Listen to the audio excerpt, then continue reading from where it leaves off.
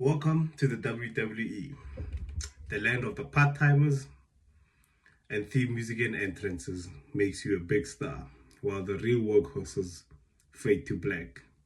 Hit my music.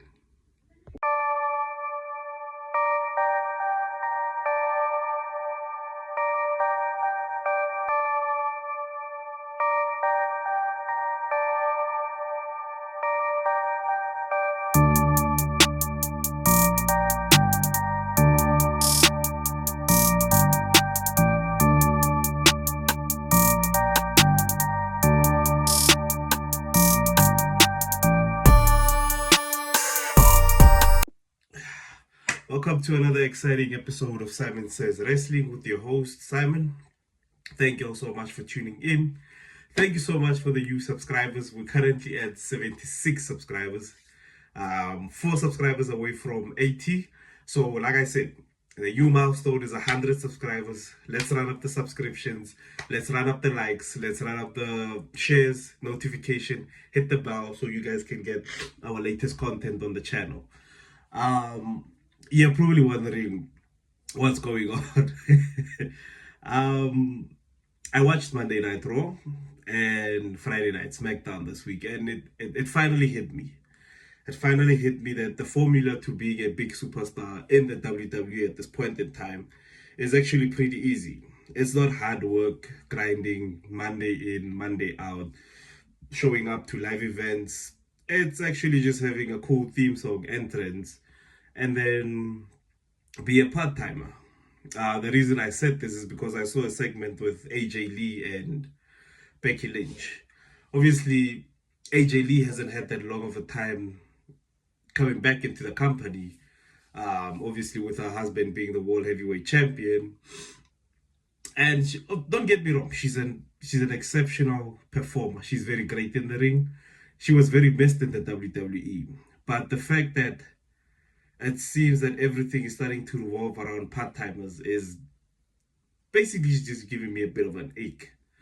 AJ Lee returned to help her husband against, who was it? I think she returned in her hometown of Chicago. And now, obviously, she's having a title match in her hometown of Chicago. And the worrisome thing is, obviously, she did pin Becky Lynch. There's a lot of history there. But is she really deserving of a title shot at the Intercontinental Championship? While I think contenders such as Lara Valkyria are basically in the background in the tag team. And I just don't understand it. The only story that we're having here is the fact that Becky Lynch is somewhat afraid of AJ Lee. And since, well, it's going to Chicago in her hometown, she deserves a title match, so it seems. Another part-timer with a huge main event is obviously Roman Reigns. Apparently he's needed by the company, but it's only suitable and needed when Roman Reigns feels that it is. Won the Royal Rumble, chose CM Punk, gave us one hell of a promo, and it seems like for the next couple of weeks he's not going to be around. Instead, we have to have CM Punk feuding with Finn Balor. And we all know that Finn Balor is probably not going to win that heavyweight championship. It's just basically for us to push time until Roman Reigns feels it worthy for him to come to work. And for me, it's just so weird. It's just so random. The fact that we use this huge superstar to substitute for storylines. Whatever happened to telling a story going into Wrestlemania? Whatever happened to champions interacting with these challenges and basically making us thrilled to watch this match? And it's turning out to be what Cody Rhodes said it would be.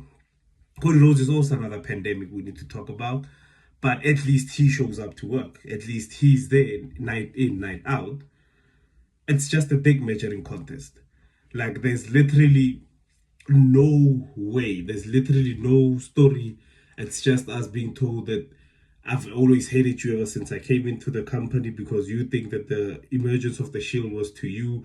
You left for 10 years. Basically stating things that we've already... And the promo was great. But when you look back at it, going into the weeks prior to WrestleMania, you'd obviously want the story to develop there. We can't just have one promo and every time it's just, I did this better than you, I did that better than you, you're a copycat of me, I ran this company runs on my shoulders. At least give me something week in, week out with the challenges. Jey Uso was told by Jimmy Uso to qualify for the Elimination Chamber and go ahead and win it. Why is Jey Uso in the Elimination Chamber? Jey Uso and Jimmy Uso are the current tag team champions. They should be pushing the envelope with those tag team championships. We shouldn't be looking forward to seeing Jey Uso in the chamber. What is he going to do in the chamber? What is he going to bring? Well, I can tell you what he's going to bring. He's going to bring an entrance and a cool theme song. That's the only reason we ever bring Jey Uso to these main events. Jey Uso isn't that great in the ring. Jey Uso's a great guy. Jey Uso is probably one of the hardest working wrestlers that you can ever find on the planet. But him being told by his brother to go to the Elimination Chamber and win it while they have the tag team championships just doesn't make sense to me. At this point in time, they're just doing what they knew they did with the tag team champions, and that's nothing. Just basically holding it hostage while other tag teams suffer. There's not even a tournament in the WWE right now to try and find an appropriate tag team that can face the Usos. The tag team division on Monday Night Raw, the men's side is so quiet. You'd swear that we don't even have the War Raiders on the tag team division. You'd swear we don't have the New Day. They've literally held those titles hostage now, and we're subjected to seeing Jey Uso walk out with one half. Why isn't the tag team champions being defended at the Elimination Chamber? Jey Uso's run as a singles competitor, I thought we had come to an agreement, has basically come, it's come and gone. He had a great story going into WrestleMania and obviously beating Gunther because he couldn't beat Gunther all those other matches that they've had. But now we're being subjected to the fact that this guy is going to have to go into the chamber. For what? For the crowd to eat all night? It's a cool thing, but we need to start building characters in a way that we have stories. The tag team titles are used as a prop. And for me, that's the problem, because the main reason we had the Usos have that title is because we know they're a incredible tag team. They're incredible in the ring. They are fantastic together and with other teams and can build chemistry within split second. So why are we having one half of the tag team champions in the Elimination Chamber when we could have the tag team champions being defended at the Elimination Chamber? It kind of defeats the odds of taking the title away from a team that did nothing and to give it to a team who we thought could do something, but is basically just doing the same thing that the other tag team was doing. So what's going to happen at Survivor Series? What's going to happen at WrestleMania? Are those tag team champions even going to be defended? It's worrisome. Obviously, Cody Rhodes. Yeah, Cody Rhodes is basically the chosen one. I've come to make peace with the fact that Cody Rhodes is a chosen one. And the one thing that I honestly do not get about Cody Rhodes is the fact that why can't he struggle? Why can't he go through adversity like any other individual or wrestler? Instead, every time we're subjected to Cody Rhodes winning matches due to interference, even if it is under interference, what do we do from there? Recently, Cody Rhodes qualified for Elimination Chamber, where Drew McIntyre came out and was trying to actually pave the way for Sami Zayn to go to the Elimination Chamber. Sami Zayn fumbled that very, very hard. Sami Zayn has been fumbling since Saudi Arabia. He's had multiple opportunities to get his title shot, and he could have actually been going through to WrestleMania's main event with Drew McIntyre. But yeah, here we are. Sami Zayn didn't qualify for the chamber. It's going to be another sad story. It's going to be another more peak season where he could have just capitalized and listened to Drew McIntyre. Also had another interesting conversation with one of my friends this week who said the fact that Drew McIntyre is a delusional heel. Drew McIntyre is not a delusional heel. Drew McIntyre has been speaking the truth ever since he had this basically heelish run that he's been on. Drew McIntyre has been speaking the truth. Everything that has came out of Drew McIntyre's mouth, 80% of it has been the truth. He's stating facts. That's why I've said in many videos, the fact that we're having heels that are so relatable that it's very hard to argue with them and the points that they're making. And Sami Zayn could have easily qualified. Could have just watched Drew McIntyre beat the living breaks out of Cody Rhodes, finish the job, and go for the pinfall. It's your career. It's your time to take the spotlight. And obviously, Cody Rhodes being in the chamber is just another huge name. And this is what PLEs have now been turning into. It's just highly merchandised PLE, sorry about that. So these guys are only booked into it because of the fans they can attract into this thing. The same names that can barely draw enough tickets for WrestleMania. Eventually, we're going to start hearing rumors about them trying to pivot and go into another angle or story where we're going to probably have The Rock come back into all of this. So it always starts like this. It always has rumors of the PLE not doing so well. Then we're forced to take stories down our throats that we don't even understand. What is the plan with Finn Balor? Are we just having Finn Balor there to give us a bit of nostalgia as to what happened before him being the first Universal Championship? It's a great angle. There's actually a story. But you're having the World Heavyweight Champion feud with Finn Balor while an opponent has already been chosen for WrestleMania. Make it make sense. A part-timer who's probably going to decide 3 weeks or a week before WrestleMania, oh, you know what? They actually need me. Let me go to work, cut the promo, head out. What are we doing? What are we doing with the tag team championships? What are we doing with the main event of WrestleMania? And why is Jey Uso even in the Elimination Chamber? I know this guy gets a lot of hate, but sometimes it's hard to defend him when such things happen on a show that you yourself are starting to ask, okay, I thought we were going in a certain direction. Now, all of a sudden, because now there's a lot of lack of sales on ticket sales, we're going to probably have the same people in the Elimination Chamber. We're going to have Drew McIntyre. Drew McIntyre is obviously the champion, so he's not going to be in the chamber. But we're going to probably have Cody Rhodes, Randy Orton, LA Knight, it's just another stuff up that we have to deal with.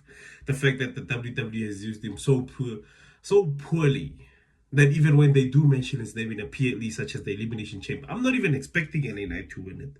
I'm just seeing the fact that they put him in the Elimination Chamber to attract us LA Knight fans into thinking that, oh, this is probably the break that LA Knight is going to get. But he'll probably be the first one to be eliminated out of the Elimination Chamber.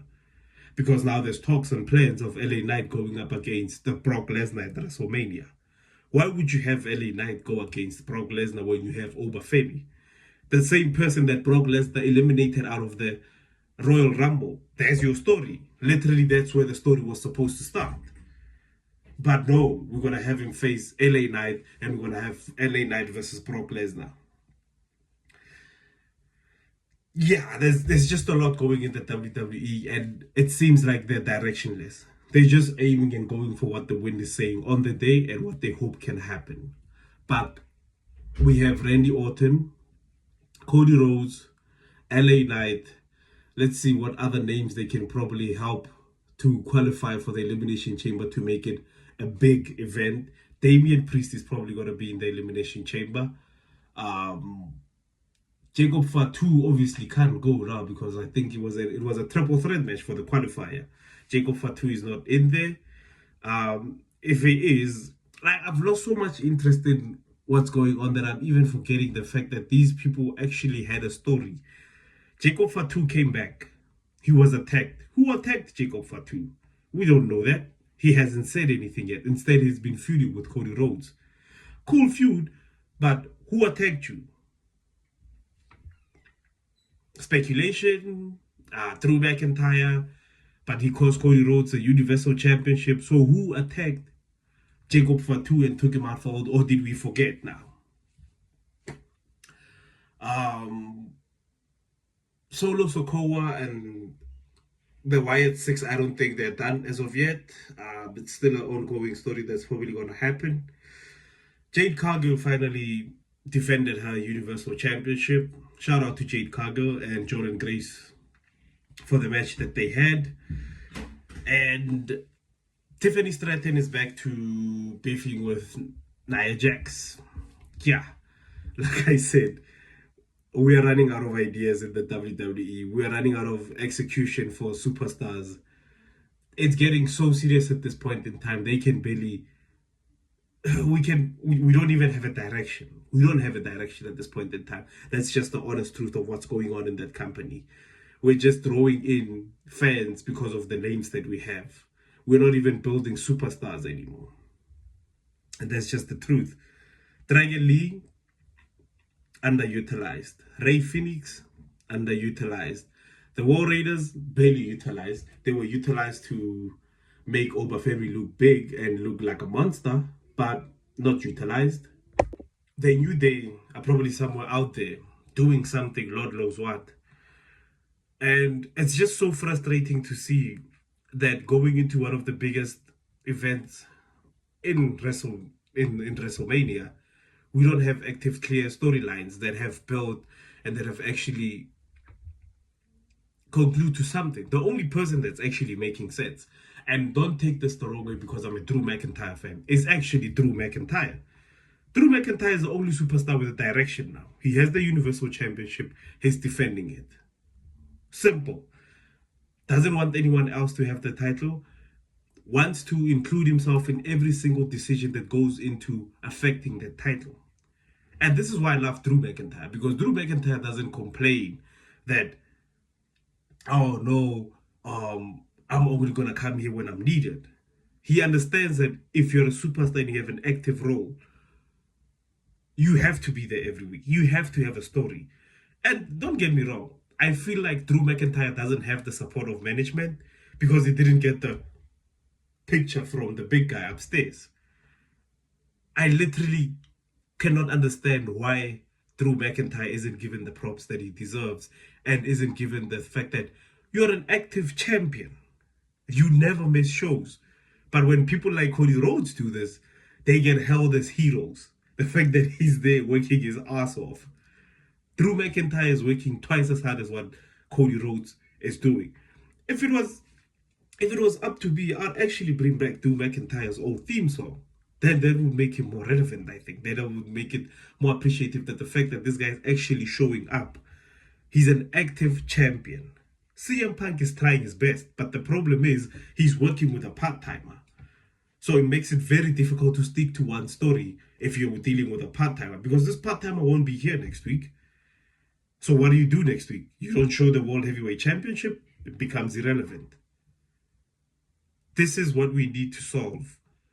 It doesn't matter what someone did to get to the point of being a part-timer. It doesn't matter that he had the greatest run in 4 years. If you don't show up, if you don't follow up on shows, if we don't see you enough, we basically don't get as hyped about the match as you think we would. And this is why sales don't intrigue us anymore, because we're not going to see a wrestling match with CM Punk and Roman Reigns. It's an aura farming match. It's basically who's the biggest crowd draw. That's what it's going to be. And sadly, it's what draws fans, apparently. It's what draws up ticket sales. So it's going to be very hard for us to have consistent storylines when we're basing it around part-timers. Chances are AJ Lee might even win the Intercontinental Championship in Chicago just for the pop. But what is she going to do with the title? Who is she going to feud with when she's barely even on the show? This is the problem that we're having in the WWE. We're all about pops. We're all about attracting ticket sales, but we barely build stories to hold and intrigue people's curiosity for longer than a week. The promo is done. The promo is done between CM Punk and Roman Reigns. What's next? We'll probably see that going forward, but it's just so disheartening to think that there's actual superstars who can carry that company and aren't given the opportunity to, because they're not as big and as great with the fans as they should be. And I'm done blaming the WWE universe. I'm done blaming them, because we've tried to show this company who we want at the top, who we want as a top superstar. Nobody ever listens to us. They go into interviews and say the fans are complaining about everything. Ladies and gentlemen, for CM Punk to be where he is today, to be as big as CM Punk is, he complained about the conditions that he was working in. CM Punk was fed up with how the system was working. Instead, today, he has become what that system has always wanted him to be. He's a corporate guy. And I can't blame him. He's at a point where he needs to make money.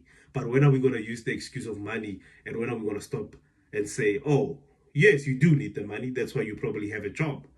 But how are you earning that money? Are you making relevant storylines? Are you like, for the fact that CM Punk has come so far in making such great storylines with Drew McIntyre, with Seth Rollins, he actually had palpable storylines that you could sink your teeth into week in, week out. This is why the feuds were so great, because week in, week out, Drew McIntyre had an interaction with CM Punk. Seth Rollins had an interaction with CM Punk. Part-time Reigns is somewhere relaxing while his story is dying with CM Punk. And for me, it's just something that I noticed this whole week. And I got overcome with so much emotion with the fact that we have such great talent on this product, but we can barely utilize it. We can barely build stories when there's active stories there. I mean for Penta, when this guy debuted, everyone was excited. What are they doing with Penta now? I don't know. Will Penta even be on Wrestlemania card? Probably yes, in a 40-man battle royal, just to get the pops, just to get the Cero Meadows in, just to get the walk in, and we're done. It's almost like we're clipping and looking at the internet and thinking, oh, they're actually talking about Penta's walk. So let's have him in the Rumble so he can do that walk. Not let's have him in the Rumble to build a story. No, let's just have him come out every week, make an entrance, make this and that. The company is underutilizing superstars. And at this point in time, I don't even blame Tommaso Ciampa for leaving. What were they doing with Tommaso Ciampa? Nothing. This was one of the hottest heels in NXT. This was a man who came out to the boos of the crowd because of what he did to Johnny Gargano. Two people who are underutilized by this company. Run back what you did in NXT. It worked in NXT. It'll work in the WWE. Why are we not doing it? Why are we underutilizing these guys? But then again, it's all about sales. It's all about numbers. The other thing that caught my attention this week, so it was besides the Raw Tag Team Champions being used as a prop, underutilization of superstars. At least they have a plan to have LA Knight at WrestleMania. Cody Rhodes is probably going to win the chamber. Roman Reigns is still missing. I think I've just about covered all of it. Trick Williams is just going to come out every week at this point in time and bully Sami Zayn. So it could be that we're going to get Trick Williams versus Sami Zayn at WrestleMania. Another missed shot over there. And I think it's just time we came to terms with the fact that the WWE doesn't know how to utilize its superstars. It doesn't know what it's doing half of the time. It's just going with the noise of the crowd. And it all boils down to creative. It all boils down to the man who everyone is blaming. And at this point in time, I can't even defend him. I can't even defend Triple H because he's getting out of touch with what the WWE universe is about at this point in time. Triple H is getting so out of touch, and it's almost similar to what the government that we have in SA.